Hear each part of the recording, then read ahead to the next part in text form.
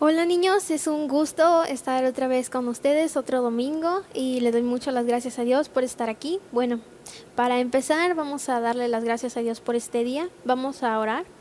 Les pido que cierren sus ojos e inclinen su rostro. Señor, en este día te rogamos, Dios, que tú dirijas este momento, que tú nos ayudes, Dios, a conocerte y prepares nuestros corazones para escuchar tu palabra y aprender más acerca de ti, Señor. Te rogamos, Dios, que bendigas esta clase, Dios, y que seas tú quien dirija este momento. Te bendecimos, Señor, en el nombre de Cristo Jesús. Amén. Bueno, niños, para empezar, primero vamos a recordar qué es lo que hemos estado viendo, qué es lo que el Señor nos ha estado mostrando. Y hemos estado estudiando los evangelios: Mateo, Marcos, Lucas, Juan. El día de hoy vamos a estudiar Lucas, pero vamos a recordar qué nos dice Marcos, qué nos dice Mateo primero. Mateo nos enseñaba que Jesús era el Rey y el Mesías. Y Marcos nos enseñaba que Jesús era el siervo perfecto. Ahora vamos a empezar con Lucas, este siguiente libro, el tercer libro del Nuevo Testamento. Lucas fue escrito por un médico gentil. Recuerdan que yo les platicaba que gentil era aquel que no era judío. Entonces el que escribió este libro era Lucas, un médico que no era judío pero que era cristiano y era un amigo del apóstol Pablo. Y este libro fue escrito para que nosotros, los creyentes, pudieran fortalecer su fe en el Señor como creyentes, y nos mostraba algo muy diferente. Todos estos evangelios nos hablan acerca de Jesús, pero Lucas nos enseña que Jesús es el Hijo del Hombre.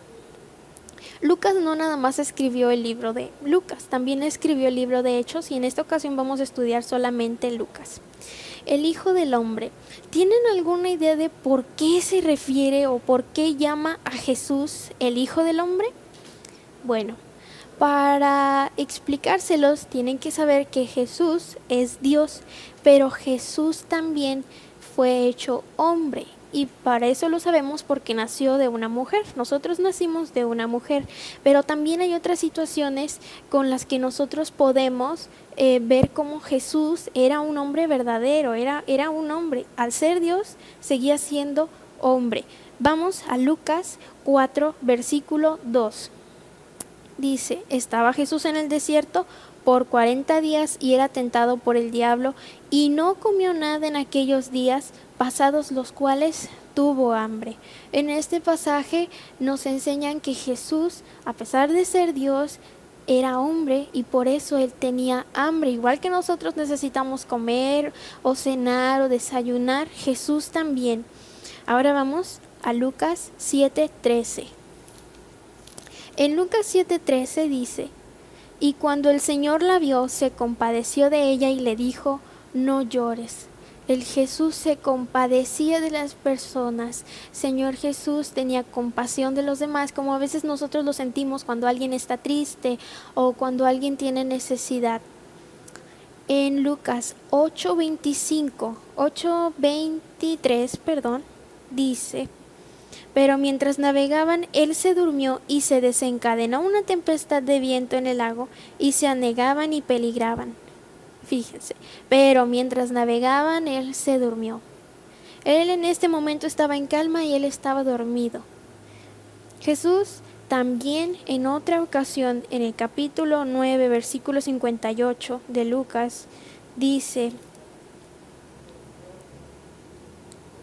las zorras tienen guaridas y las aves de los cielos nidos, mas el Hijo del Hombre no tiene donde recostar su cabeza. Él también tenía necesidades igual que nosotros. En el capítulo 10, versículo 21 dice: en aquella misma hora Jesús se regocijó. Jesús se regocijó, se alegraba como nosotros, sentía alegría. Y también en el capítulo 19, versículo 41, y cuando llegó cerca de la ciudad, al verla, lloró sobre ella. Y esta no fue la única ocasión en la que vemos en que se muestra que Jesús lloró. Jesús experimentó emociones igual que nosotros. Jesús sentía hambre, tenía sueño, sentía cansancio, tenía necesidades como nosotros de cuando era niño, tal vez de jugar, porque él también fue un niño, fue un adolescente, fue un joven y fue un adulto, y nosotros nos podemos identificar con él porque él era humano, él era un hombre. A eso se refiere con el Hijo del Hombre. Pero ¿qué pasa? Lucas no solamente nos enseña que Jesús se identifica con nosotros, que Jesús nos entiende, sino que nos enseña que Jesús vino al mundo a salvarnos de nuestros pecados. ¿Cómo? Como ya nos lo había enseñado Mateo, como el Mesías y el Rey. Otra vez vamos a regresarnos a Lucas 9 y vamos a leer el versículo 22. Y diciendo, es necesario que el Hijo del Hombre padezca muchas cosas y sea desechado por los ancianos y por los principales sacerdotes y por los escribas, y que sea muerto y resucite al tercer día. Aquí está diciendo que Jesús iba a sufrir y iba a padecer por nosotros en una cruz. Y en el Lucas 18:31 dice, tomando Jesús a los 12 les dijo, he aquí subimos a Jerusalén, y se cumplirán todas las cosas escritas por los profetas acerca del Hijo del Hombre. Si se acuerdan, también en Mateo vimos que todas las profecías sobre Jesús se cumplieron. Y fíjense, aquí lo llama el Hijo del Hombre. Se refieren a Jesús como el Mesías que cumplió todas esas profecías, pero era el Hijo del Hombre. Era para que nosotros nos identificáramos con él.